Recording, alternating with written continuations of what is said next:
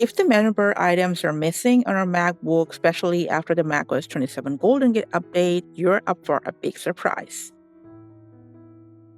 To add them back, including any third-party apps, first you need to open Settings, then scroll down and select Menu Bar. Here you'll see a list of all the items that are compatible with the menu bar. Just select the ones you want to appear on the bar. And for some items, you can also choose whether you want them to appear only while they're active or all the time. Now scroll down at the bottom, and here you'll find your third-party apps, VPN, server-related items. Just toggle on the ones you want to show in the menu bar. And now is the surprise. After the macOS 27 update, one cool feature is if one side of the menu bar becomes full, an arrow will appear. Click on it to reveal the hidden menu bar at the opposite side and the left side bar on your Mac. Well, let's go back to the menu bar settings, scroll back up, and make sure automatically hide and show the menu bar option is set to never, so the menu bar doesn't disappear like this.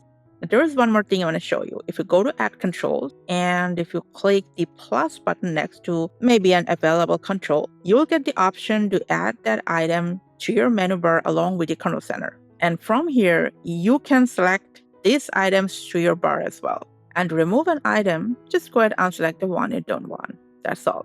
Thanks for your time.